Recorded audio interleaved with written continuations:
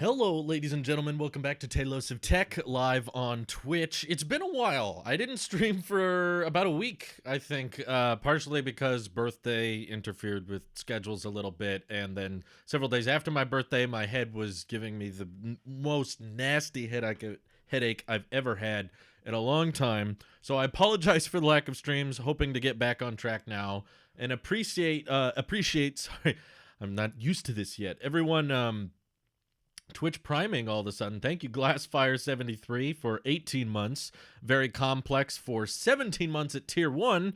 13-month streak for non-existent iPhone 13. Perfect. And then AO Duck 29, which I don't know if they're watching, but they subscribed yesterday with Twitch Prime. He says, I always remember to do this not in a stream. So hi, and see you around the Discord. I guess I'll see you there. I had the most fun time this morning looking at Twitter because apparently iPhone 13 was trending. I had no clue why. Oh man, you know what I just realized? Before I get into the iPhone 13, I forgot to plug the camera in. I'm doing that now so that when I'm streaming later, the camera just doesn't suddenly go dark because I got to make sure the camera's plugged in. Otherwise, the battery will die. Anyway, people were tweeting about iPhone 13 because I think it all stemmed from Forbes tweeting an article that said, like, here's all the massive changes coming to the iPhone 13. Obviously not very much exciting things to look forward to, but a bunch of people, I think, were kind of just running with it as a confirmation that the iPhone 13 had come out, which is funny to me because here's some like Sunny Songo retweeted the Forbes article and said, you buy an iPhone 12 and while you're still charging it, they release an iPhone 13. So many things wrong with that. For one, you could be charging an iPhone 12 at any time. I think she meant like the first time you're charging it up for the first time, but her tweet got 18,000 likes. And then Malaysian Foods tweeted out why does Malaysian Foods tweet about the iPhone? Malaysian Foods tweeted out renders of an iPhone 13 saying it will be released on 2021. On. Yes, that's the term they used. I guess everyone is tweeting about how Apple will release an iPhone this year, and that somehow got iPhone 13 trending. And I'm reading through the tweets right now. There's a bunch of people that seem to think that the phone has launched because of this Forbes article. They're all tweeting out this stupid render, the one that basically has the camera module as all black instead of part of the back glass. So basically more like the iPad Pro 2020 camera module. Think that, except on an iPhone. And on the Plus variant, there's no lightning port. But I don't even think most of these tweets are noticing that kind of thing. There's people like, let's see, Monty tweeted, I can't even afford iPhone 6. Now there's iPhone 13. First of all, you can't afford iPhone 6? Are you serious? You could probably get... First of all, it's Twitter from Android, so I don't know. But whatever you paid for your last Android phone, I can almost guarantee you the iPhone 6 today is probably cheaper than that. But I'm shocked that this many people are buying it, that are buying into this report. For some reason, we've reached a point where a lot of people, at least on Twitter, will essentially just see iPhone 13 trending and instantly assume that means the iPhone 13 has launched. I thought I'd have to wait till September. No, this is how people find out about new iPhones, though. They're just like scrolling through the news and then they see a picture of one and then they think, oh, cool. There's the new iPhone already came out. There's also a shockingly large number of people who don't understand that iPhones come out at the same time every year, around the same time in the fall. You know, most of the time you could narrow it down to just September. Last year, you know, maybe you'd have to push it a bit to October. But for the most part, a lot of people feel like, oh, I don't know when to buy an iPhone because as soon as I buy one, they always come out with another one. And there's millions of people that buy iPhones in August, even though Apple has really never strayed from this fall formula very much. Pretty much all the time, they just release iPhones in the fall. Occasionally you get an SE or a product red launched in the spring, but that's about it. And yet This has gotten 82.7 thousand tweets trending on Twitter, which is hilarious to me. And there's people tweeting memes about how the iPhone 12 users are trying to figure out how they can afford iPhone 13. Oh my God. King Turtle says, no, Drew, iPhone 13 is out right now. It's on Apple's website. MKBHD already has his 1 year later review. I was going to say, that was all unbelievable until you mentioned MKBHD already having one. Then I was like, yeah, that's probably, yeah, that he probably has one.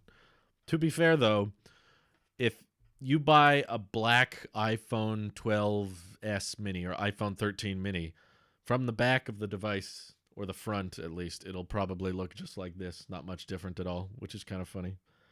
Remember, the average person isn't the brightest bulb. You are correct. People are not light bulbs. This is factual. I'm just scrolling through the tweets right now. You can try it yourself if you have Twitter, but it is a shockingly large number of people that are actually thinking the iPhone 13 is legit. There's like verified accounts too. Nija, I don't know who that is, but they say 500K in your account or iPhone 13. And there was someone who tweeted a picture of themselves. They were like, hey, I'm finally a doctor, shot on iPhone 13. And that got like a bunch of likes. And then there's someone here tweeting a meme that I don't want to play with you anymore from Toy Story 2, saying all the rich kids tomorrow morning after realizing Apple just announced iPhone 13 and their iPhone 12 is out of date now.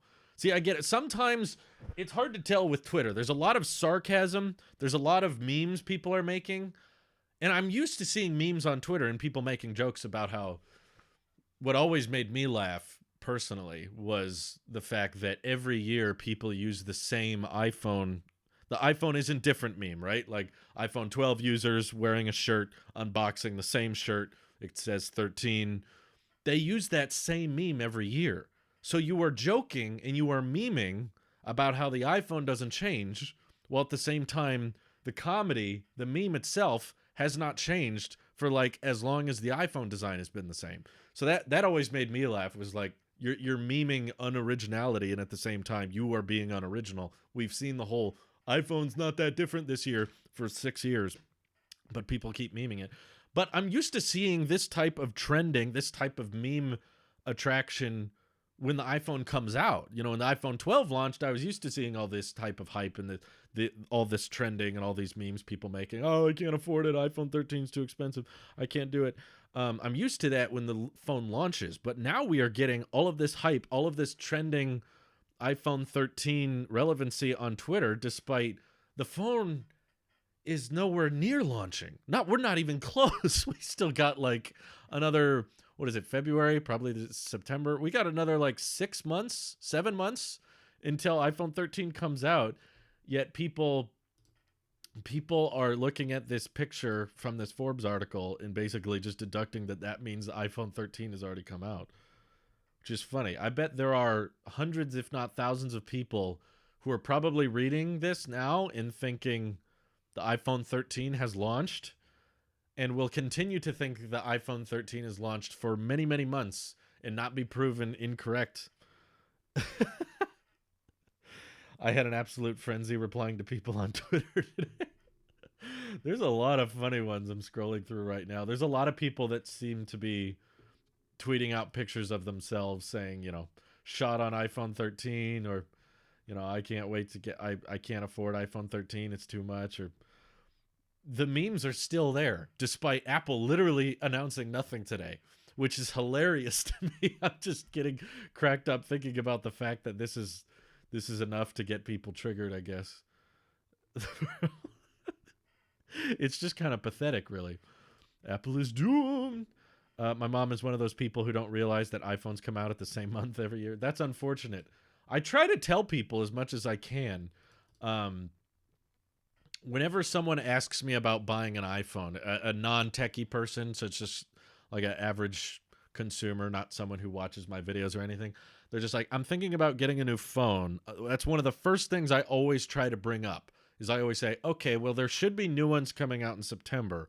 So typically, if someone has an iPhone, it doesn't matter what kind, if it's a 7 or an iPhone 6 or an 8, they're they're saying, "Oh, this phone's not working for me too great." Let's say it's like July, and they say, "I'm thinking about getting a new one." I will usually tell them, "Well, you might see if you can wait a couple more months at least." I'm not saying you should get the latest iPhone in September. I'm just saying that a better phone than the one you currently have will be much cheaper in September, because that's when Apple discounts their prices, and that's when you can get a good deal on the iPhone 10s or get a good deal on the iPhone 11, even though the iPhone 12 is what's coming out. I still think it's good to get the word out on that, because I get it too. I would be very ticked off if, I try to imagine the return window, right? Like if someone bought an iPhone the day before iPhone 12, they would be able to return it because of the 14-day return policy. But if you bought an iPhone 11 or iPhone 12 15 days before the next iPhone launched, I would be ticked off. I'd be like, "Oh, cool, I just got this new phone." And then 15 days go by. You look at the website, you find out your phone has been reduced by $150 or is way cheaper now.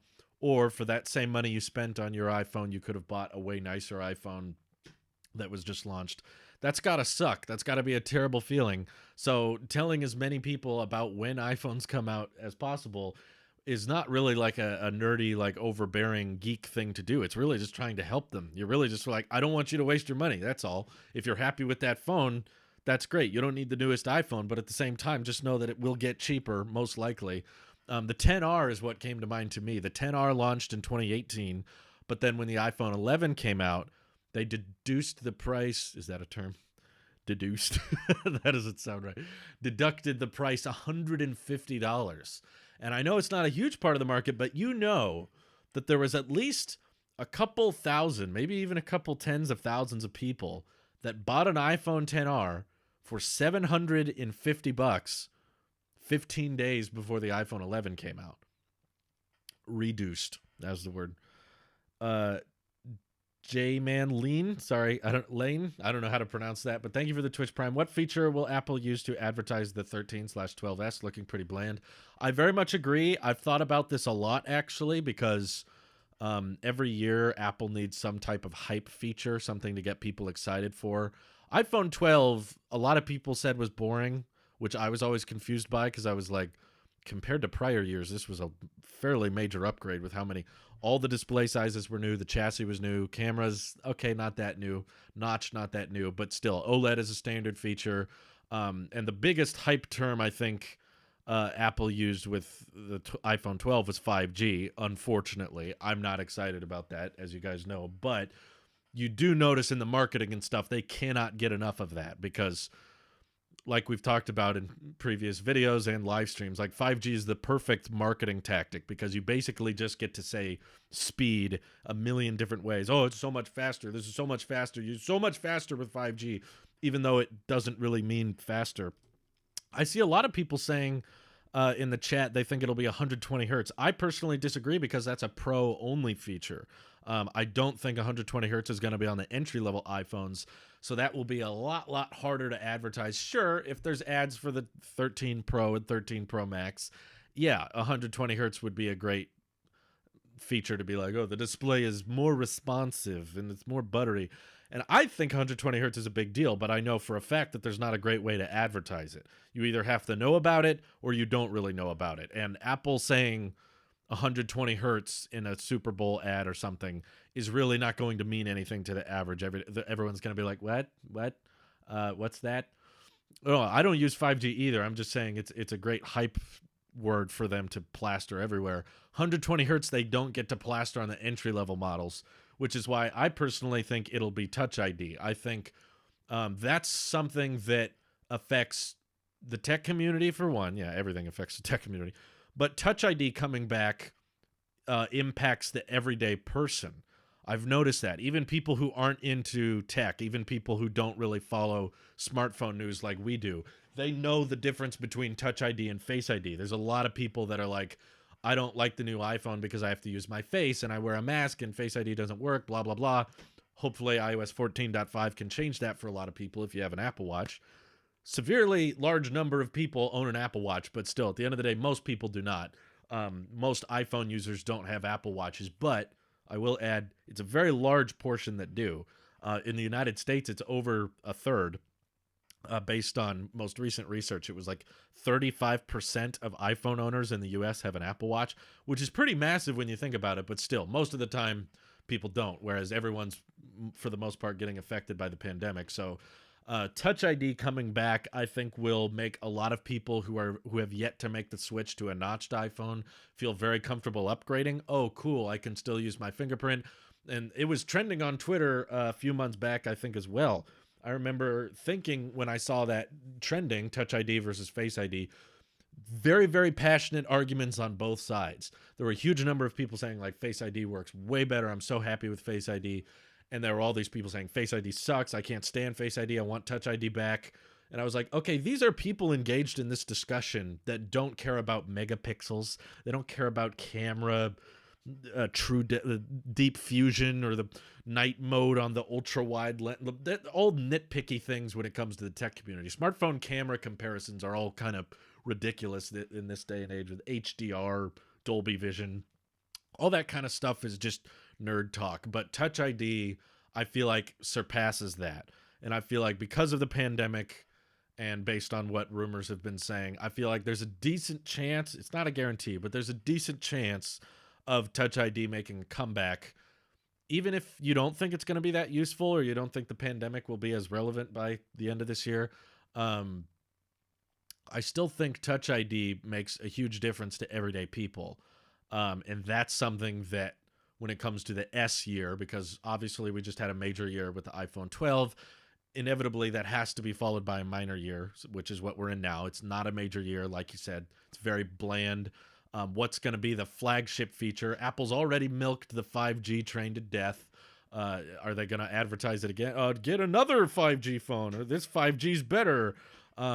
Aside from the inevitable A15 chip is faster, more power efficient, cameras are better, battery life is better. What's the feature that's Apple's going to pitch as the main reason to upgrade? My guess is Touch ID. I don't think anything else can really grab people's attention that much. Yeah, I really can't. 120 hertz is a very tech community thing. It's not something average consumers care about. So that's why I don't think it'll be promotion. The people who know about promotion will appreciate it, like me. But I really doubt Apple would push that as the reason to upgrade. Portless USB-C. I don't think it'll be USB-C. But I don't even know if Apple would want to brag very much about portless. I feel like portless would be something Apple tries to not bring up too much in marketing, kind of like the headphone jack. They addressed it in marketing, but they didn't draw much attention to it. I could see the same thing. Removing the charge port is not going to sell people, I think, at first glance. I think eventually, just like the removal of the headphone jack and the removal of the charge brick, when it first makes headlines, everyone gets angry and upset. They're like, oh, this is stupid. Oh, they removed it. And then everyone gets used to it. What's really funny to me is how much backlash there was for Apple removing the charge brick. And yet every single day I hear about how great the iPhone is selling now. It's like we got all of this hate and all of this criticism for months for just the rumor, just the leak that Apple would stop including the charge brick. All this hype leading up to like, oh, Apple sucks now. I don't want an iPhone. It's not going to come with a charge brick. And then it comes out more expensive than people thought. iPhone 12 wasn't as affordable as leaks were saying, wasn't as cheap as people were hoping it was, doesn't include a charge brick, doesn't include promotion, and yet it just sold like crazy. People love it. People bought it like it was going out of style. You know, it was people bought it like Bitcoin. People bought it like Tesla stock. It's selling so great. Apple has surpassed Samsung now as the top global smartphone manufacturer, or a global share of the market. Apple doesn't manufacture their phones, I know that, but just they're crushing all the records. iPhone 12 has been the most successful iPhone Apple has seen possibly since the iPhone 6, like in a long time. More popular than the iPhone 10 even. So it's selling extremely well despite all of these controversial decisions they made, which makes me think, similar to iPhone 6 and 6S, when you have a big popular year It's immediately followed by a pretty minor year because everyone just upgraded and no one wants to upgrade a year after or less than a year after because iPhone 12s didn't really launch until October, November. Um, this year, they're rumored to still come out in September on schedule. So, whew. Let's see. I use wireless charging every day with my 10s. The only reason I use the port is for music. Oh, that's for DJs in the house. Yeah. I think Apple will be comfortable missing out on the use cases that people use the Lightning port for. I know that they exist. I'm not denying that there are reasons people use the Lightning port. I'm just saying Apple doesn't care if they miss out on that demographic or tick off that demographic, really. They're like, yeah, some people will be upset. Some people might not upgrade, but that's okay because most people will. And Apple's got... I'm debating whether or not I should say. Yeah, I'm just going to say Apple's got balls, guys. They have balls. I'm telling you right now because they are willing to do some of the most like borderline, the stuff that gives them all kinds of backlash, stuff that gets them all kinds of criticism, and they just don't care because they know that they have such a strong user base that is so sickened with anything that's not iOS, that's so disgusted by Android. It's like, what are you going to switch to? Really? You're going to go through the settings and iMessage and turn off iMessage and go through the process of deactivating your iCloud account just so you can switch to Android and have a port, only for that company to ditch the port 2 years later anyway? Yeah, no. You're going to stick with an iPhone. Apple knows that. And they're going to get people over on whatever standard they feel comfortable with. And in this case, it sounds like MagSafe. So I think that was funny. Someone's tweeting at me. Y'all who are tweeting about iPhone 13 really just need to hop over to Taylor's attack. You don't. It's too late. Explain the title. iPhone 13 isn't out, but because Forbes posted an article about the iPhone 13, a bunch of people thought it had come out, which is funny. Yeah, the Pro stand is very ballsy. I agree. Am I the only one who thinks the portless iPhone won't just have a gap between both speakers? Do you think the entire bottom of the iPhone could have a HomePod mesh-styled speaker? Yeah, I agree. I think there's a cleaner way to do it. Yeah, I don't know about HomePod style mesh though. That doesn't sound good for water resistance. Yeah, I think people are photoshopping just an iPhone without a lightning port to get their point across of like, hey, this is where a port would go, but now there's nothing there. If we were to design what we actually think it would look like with just like, I don't know, all dots, little speaker holes across the whole thing, it just wouldn't look right. It wouldn't look as natural, and it would probably be harder to get your point across about what you're trying to say. They'll probably come out with a more elegant, iconic-looking design if there was no charge port. But that's still a maybe. I honestly haven't seen a ton of rumors these days suggesting that that's for sure happening this year. It feels like they're debating it, but we're still nowhere near finalized design. Apple has not decided what features and what design will be for the iPhone 13 yet. So I could still see them deciding that it's too soon and they need more MagSafe adoption, which honestly is not a bad idea in my opinion. I feel like a lot of people won't want to upgrade if there's reasons that are drawbacks. It's like, well, if you get a new iPhone, you can't do this anymore. It's like, oh, so why would I upgrade? I feel like this year is already going to be pretty stale, pretty boring. So convincing people to upgrade is going to be kind of a trick. Touch ID will probably win a lot of people over, but and not more convenient because you still have to leave the phone at a specific spot. No, that's why they made MagSafe. You don't have to look. You know why? I can charge and disconnect from MagSafe with one hand.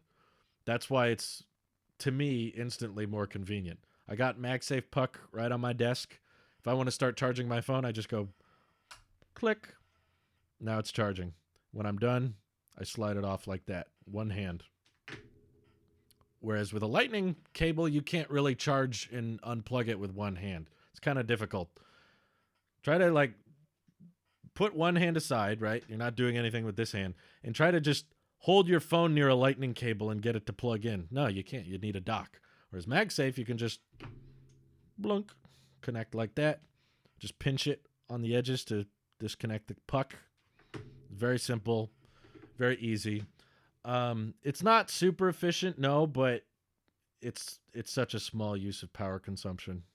people's old air conditioners are much worse. I've seen a lot of people try to make that argument for the environment, which I care about the environment, don't get me wrong, but there's a lot of people saying that wireless charging is worse for the environment because it consumes more power to charge a phone. But trust me, that's not what most of the energy crisis is being caused from. The amount of electricity our phones use relative to everything else in our lives that we use that uses electricity, it's not even an impact. It's such a small amount. Even if everybody on planet Earth switched to inductive charging, it would make such a small impact. It's not a major thing. It's basically like complaining that farting is bad for the environment. It's a it's a very small, for cows, yes, but for human beings, it's like it's not a major impact. It's less efficient, but I mean, Android phones are less energy efficient. Qualcomm chips consume way more power. That's why Android phones have such larger battery lives. I mean, if you're going to use that argument, you could say that Androids are bad for the environment because they consume more electricity than iPhones do. So shipping fast charge bricks with every... It's like saying shipping fast chargers with every iPhone, with every smartphone, creates more burden to the grid and therefore is worse for the environment. It's not a big deal. Don't let that be the reason to not upgrade. Uses such a insignificant comparison of power. Apple support, thank you for the Twitch Prime. I'm surprised you got that name. That wasn't taken.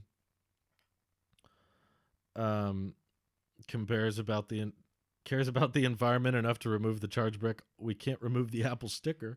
No, because the sticker doesn't add much to the package thickness. Let's see. Apple hardware is a subscription service because they are meant to be replaced every few years. No, because you can buy it outright, so it's not a subscription. But okay. In that regard, anything you replace is a subscription service. That's kind of a big stretch. Apple seems to have seen removing ports on the Mac as a bad thing now and could be adding them back. To me, it doesn't make sense for them to remove it. I think they're doing that because they realize that the Mac community is... I mean, for one, the Mac community is not the majority of their revenue anymore. The Mac is like a small subset of their revenue. So they're just trying to make whatever people are still using Macs, they're just going to try to make the best they can for that demographic. But smartphones is way bigger, way larger than that. And Apple already produces portless devices in the mass, like the Apple Watch. And iPhones are used for very, very different things from Macs. I wouldn't look at design choices with MacBooks to be equivalent to that of design choices with iPads and iPhones because they serve very different markets. I don't think...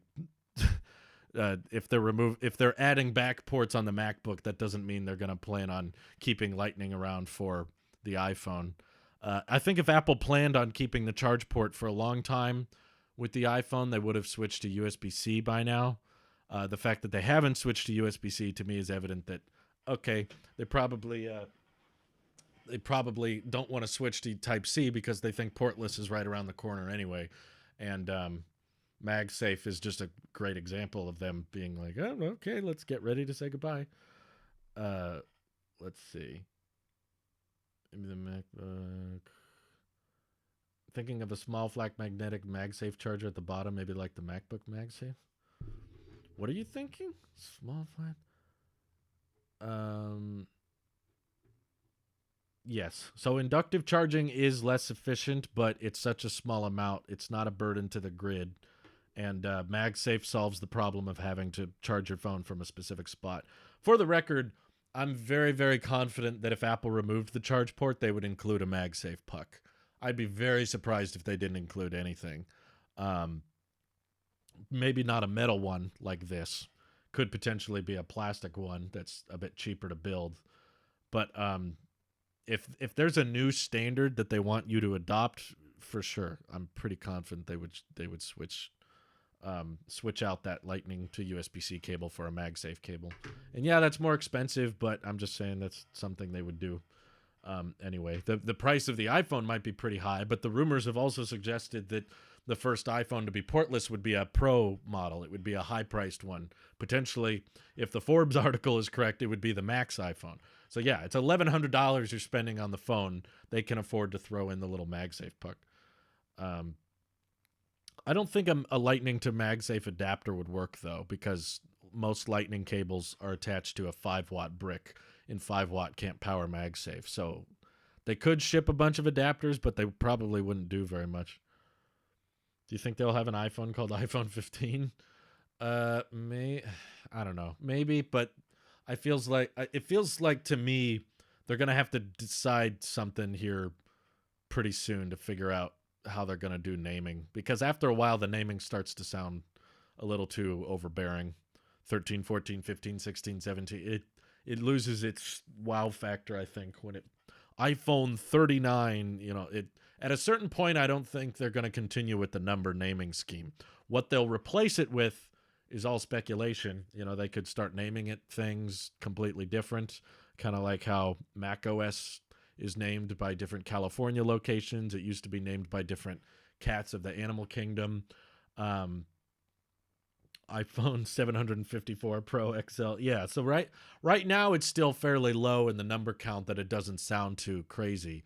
But once it starts reaching a higher and higher number, it loses its iconic, marketing ability. So that they'll have to change it to something else. I don't know what. Knowing Apple, it's probably just going to be iPhone followed by the year. 2021 edition, 2022 edition, that kind of thing. They could even start doing that this year for all we know. They're probably having this discussion right now as we speak. Hey, Jer, just finished designing and 3D printing my equivalent to MagSafe for the iPhone 11. Thanks for the great content. Well, that sounds cool. You should tweet that out. That sounds interesting. Rebrand the iPhone as iPod Pro. There you go. Touch Mac Mini. Just bring the Mac naming to the iPhone. I've never seen that one suggested. That's a good idea. I think the 12S will be the last iPhone with this naming scheme. 2022, they'll just do iPhone or something else. Yeah, I think at some point they got to make the transition, and they might as well do it now. 12S doesn't sound great. Neither does 13. I remember a lot of people saying, Drew, they won't call it 12S because 12S Pro Max sounds stupid. I was like, 10S Max sounds stupid, especially spelt XS Max. But they did it. Also, iPhone 13 Pro Max doesn't sound great either. iPhone 13 Pro Max, that's a weird... Either way they go, they're screwed. Basically, whatever the naming scheme is, it's going to be confusing. And it's going to be kind of difficult to market. So... probably just calling it iPhone and iPhone Pro, and then you put in parentheses.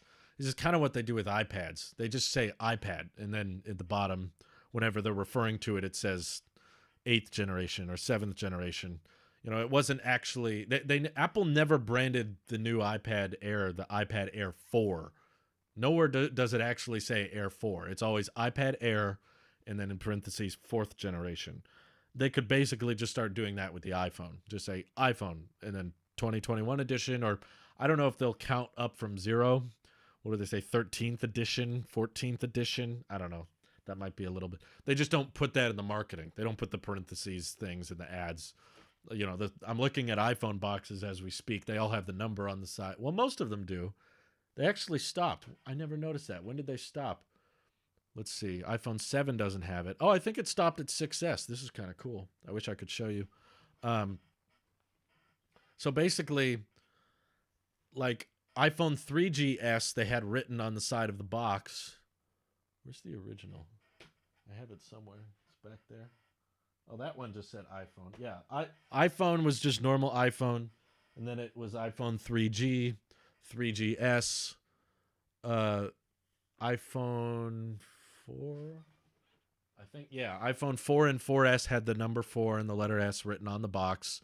5 had it written. Yeah, it had it written all the way up to 6S on the side of the iPhone 6S box. It still says 6S, but on the 7, it just says iPhone. They stopped including the number on the side of the package. It's funny. I've collected all these iPhone boxes over the years. I've never noticed that. They gave up on putting the number on the side after the 6S. The more you know. You guys are learning so much, and it's free. It's amazing. how how who needs school? It's history class with Taylosive right now. Find it how the name is one of the biggest issues of technology rather than the tech itself. Yeah, well, that's what happens when your technology peaks and kind of runs out of ideas pretty quick. That's what the iPhone is running into. I just want Apple to replace the number with just the suffixes used in other products: iPhone SE, iPhone Mini, iPhone Air, and iPhone Pro. Yeah, that's not a horrible idea.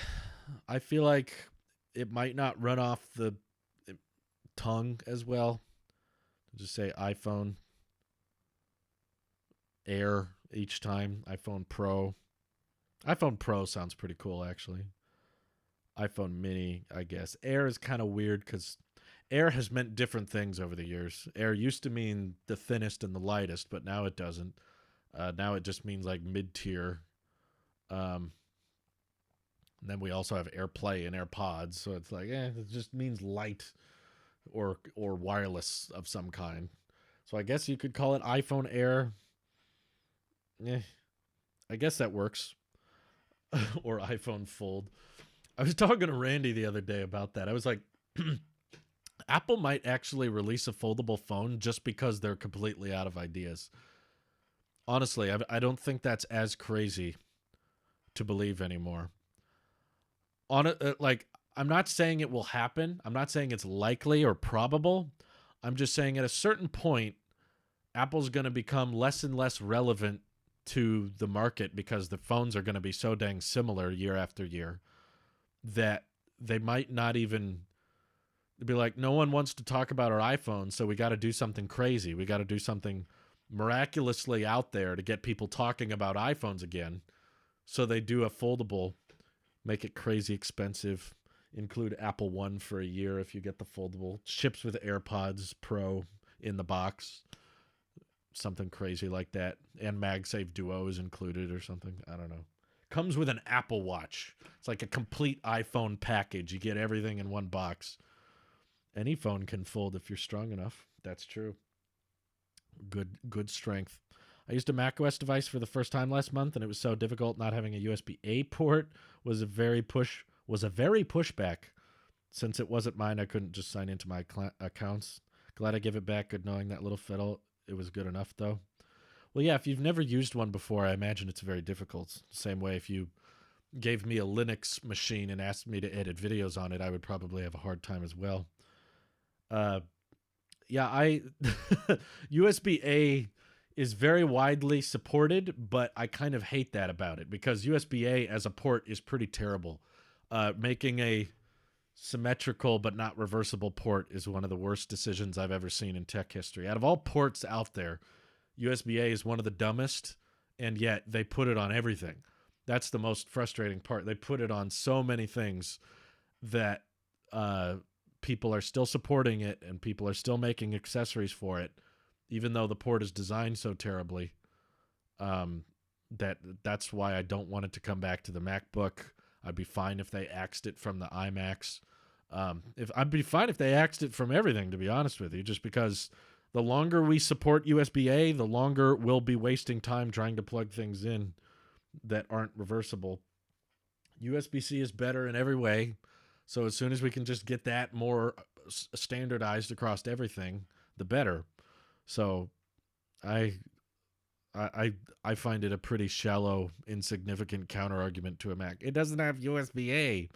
Yeah, it doesn't have a stupid, crappy port on it. Thank goodness. That's how I look at it anyway. It also doesn't have a CD drive or a floppy disk port, which were also useless.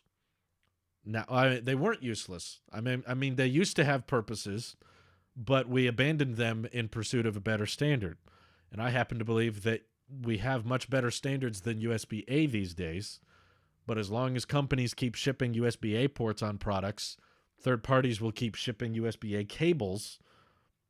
And I just want to get rid of it. I want to axe all of them. I want to get rid of all USB-A as soon as possible. I live for that future where there's no USB-A on anything. Everything's just Type-C. Everything's reversible. We just have abandoned all those legacy ports, and we can just move on with our lives. But at the same time, people really, really want Type C on the iPhone 12, but not Type C on the MacBook. um, let's see. iPhone Air, Water, Earth, Fire. Oh, yeah, I forgot. I was going to talk about this.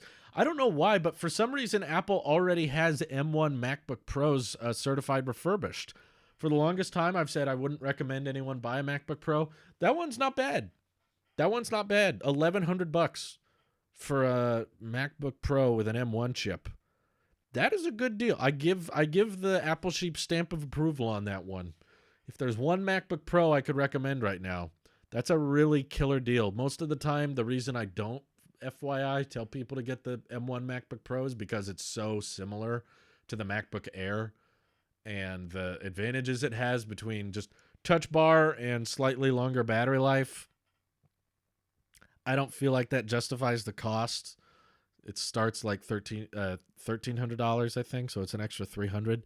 With the refurbished MacBook Pro, it's only an extra $100, which I'm like, okay, that's pretty compelling. I don't know if certified refurbished fall under education pricing. I don't think they do. I think they're separate. You can try. I don't know. You can go on the education site and see if it changes.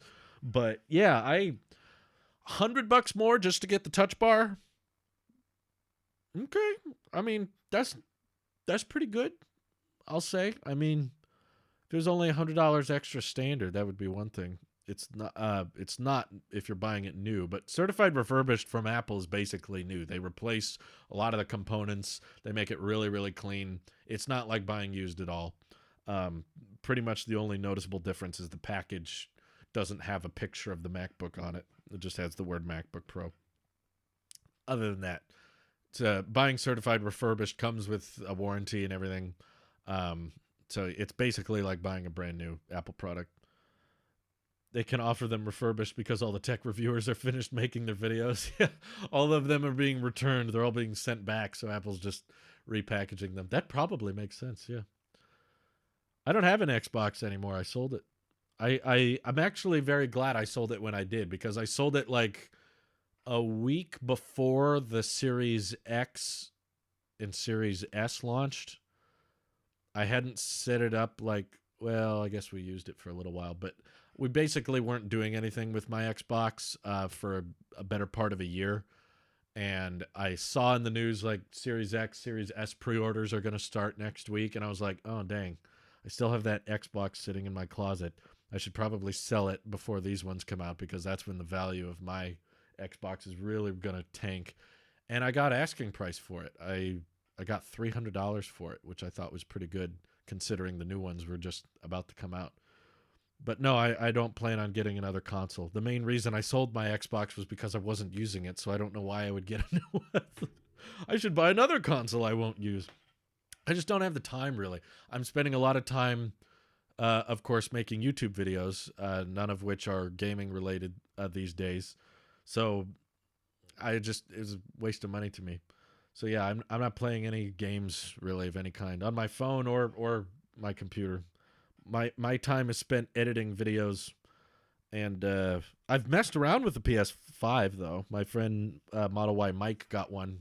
We did an unboxing on the gaming channel. Even though that channel's dead, we were just like, we have a PS5. Those are kind of hard to come by. Let's record the video. So we unboxed it. I played some games with it, and it was cool. I thought the controller was awesome.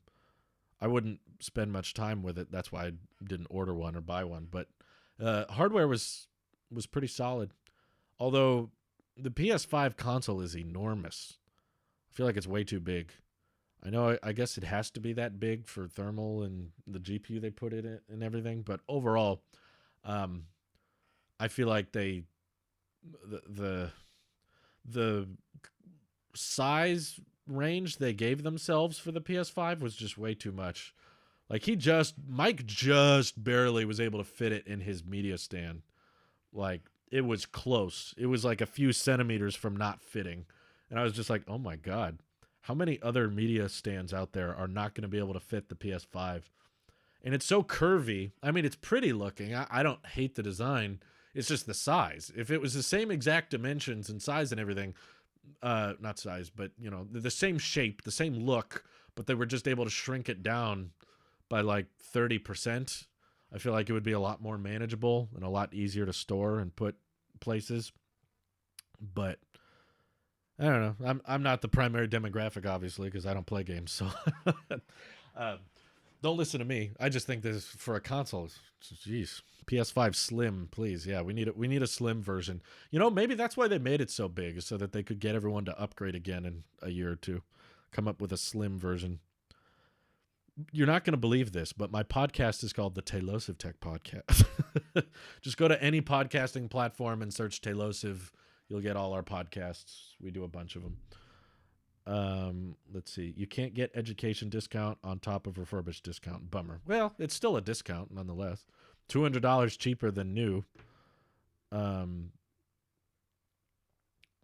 What did you say? I actually use Linux regularly, and you'd be surprised how much knowing Linux kernels helped me navigating around the OS.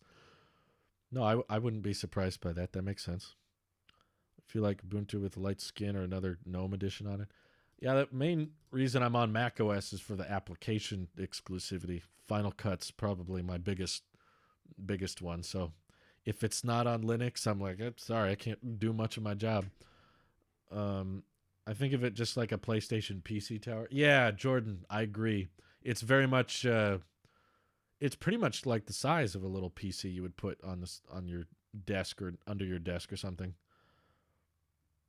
I know. I saw that they were announcing PlayStation VR, but it's like they didn't really have much to unveil other than just it exists. There will be VR supported for the PlayStation. It's like, okay, why don't you focus on making more PS5s first and then work on VR? Whatever the problem is, that's too much. Too much.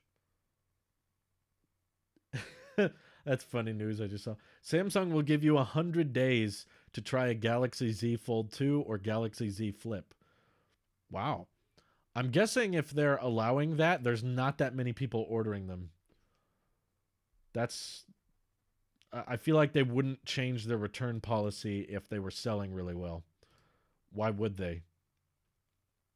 How about they make more games for the PS5? Well, that's not up to Sony, really. That's more up to different game studios, but Sony's in charge of the hardware, at least. Saw iPhone 13 trending on Twitter, but it seemed to be based on a week-old Everything Apple Pro vid. Did I miss something? I don't know if it was based on the Philip video, but Forbes basically tweeted out some picture of an iPhone 13 render.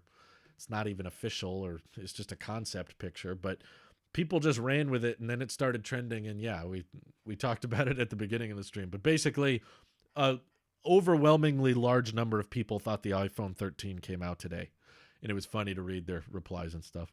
It got the normies hyped, exactly. Linux is perfection. I want Apple Car rideshare app. So, not the Apple Car itself. You just want an app that allows you to share rides with the Apple Car. Just the app, right? They don't even launch the car. That makes sense. Yes, I have a podcast. I'm surprised people still don't know that. I've been doing it for years now. I've been podcasting since 2017. Can someone explain why people hate the touch bar? My friend bought the 2020 Intel MacBook Pro. Oof. And he immediately returned it to get the i7 MacBook Air instead because of the touch bar. He didn't go for M1 because of the lack of boot camp. Man, that's a weird reason to not go for the... I guess I've heard from a lot of people that they prefer having a physical key they can press opposed to a touch screen button. And also a lot of people have said that the touch bar freezes or crashes on them. It has literally never froze or crashed on me once in all my years of using it. But at the same time, I still know people that say it freezes up on them, which is very weird. And I love the touch bar, but I know a lot of people who don't care for it. They would just rather have keys there. And it does drive up the price a bit. So if you can get more affordable laptops without a touch bar, I think people would rather have that. So yeah, I, it's just one of those things that, some people like it, some people don't. It's like having different This is like the pineapple on pizza thing. Some people love pineapple on pizza. Some people hate it. Some people have different favorite colors. You know, some people hate certain colors. Some people love certain colors. It's just one of those personal preference things. Um, I think function keys aren't bad. That thing about having to press volume isn't a big issue for me. No, I mean, I don't use the touch bar regularly. Obviously, I don't have a MacBook currently. This is my daily keyboard, that and the iPad Magic Keyboard. And the function keys work. There's nothing inherently wrong with them. It's just the touch bar allows me to do so many other things that I love, whether it be predictive text when taking notes or writing, or being able to adjust volume as a slider. I prefer that.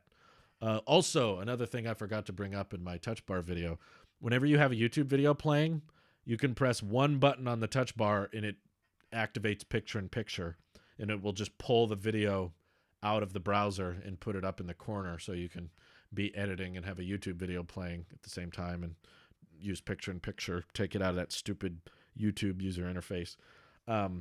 Having just one button to activate picture in picture is awesome, or being able to scrub through videos or playback. I think people were even finding ways to skip ads with the touch bar, which was cool.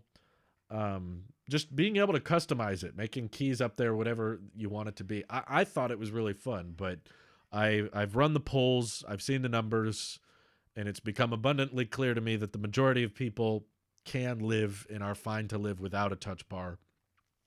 And in fact, there's a lot of people that just straight up hate it, and want it gone completely, like the friend you referenced.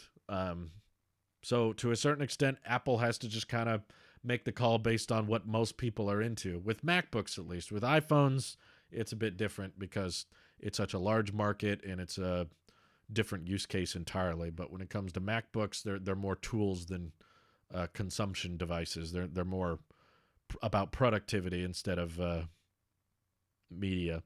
So that's why they're probably a bit more focused on trying to make them functional and trying to cater towards what people want a bit more. You can make challenge for yourself. Use Linux for a month or two. See how it is. No, thank you. No.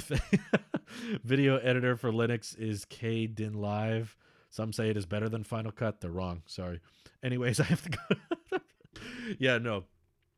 I've tried many different editing programs simply for the real-time playback and the export times optimized for Final Cut. I don't need to put a challenge. It's like some challenges are not that useful.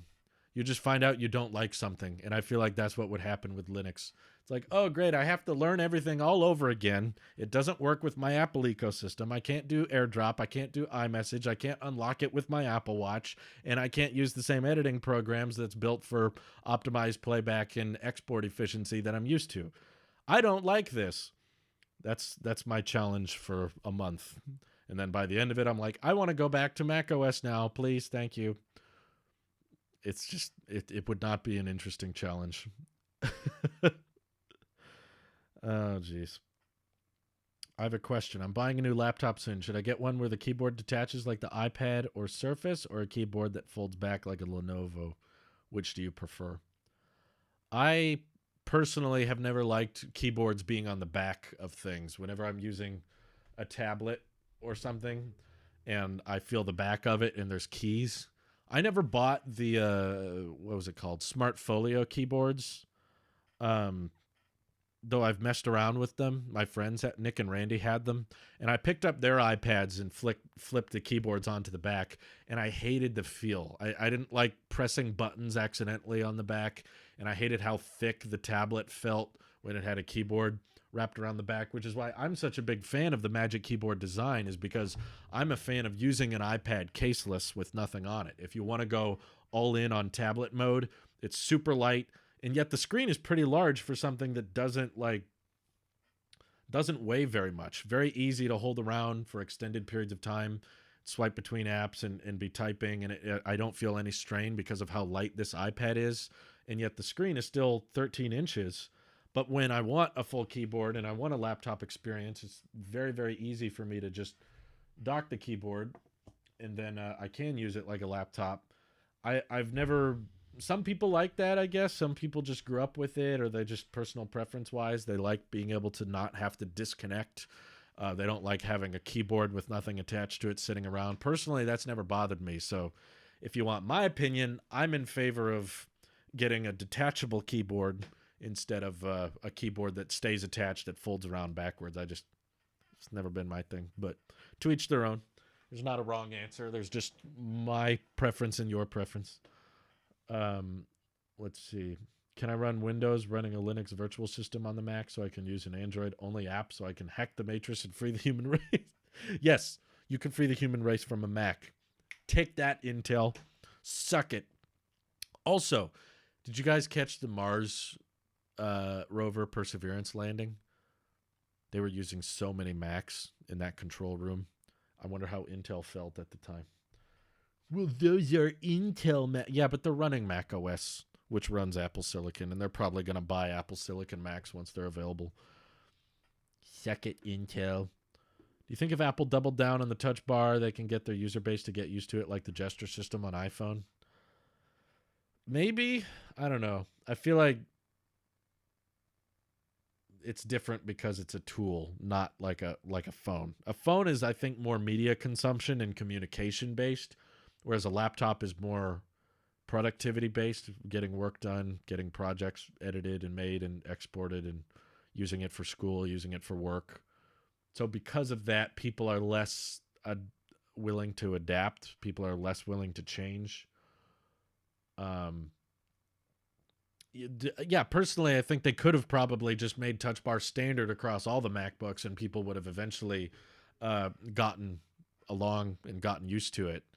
But when their market share is as low as it is with the Mac, and there's not a whole lot of growth they can do in that sector, they're like, I guess we better just start doing what people want, because Macs have been around for a long, long time, and it's not Apple's primary revenue stream, so they got to kind of, I don't know. They have more flexibility there where they can just say like, okay, not that many people like this, so we're going to change it to make it more likable.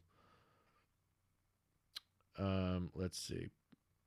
Yeah, we got footage from Mars, like actual HD footage, not a time lapse, not a picture, but there's actual like footage of the Perseverance rover coming through the Martian atmosphere, parachute deploying, heat shield coming off, dropping off the rover and everything. It was amazing to see footage from another planet like that. It's kind of crazy what humanity has done in that regard. Let's see. I like how Apple just painted themselves as the good guy by taking down $1 billion ad industry. Are we going there? I mean, Apple's ideology was that companies shouldn't be able to track individual users without their consent. I don't think Apple was against data tracking. They were just saying, if you're going to track users' data, you need to disclose that information so that the user knows about it. And once they made that requirement, Google and Facebook seemed to get very, very angry because they would rather be tracking people without them knowing about it. Because if you make a pop-up that says, hey, we're going to track you, people are more likely to say, no, don't track me. Which,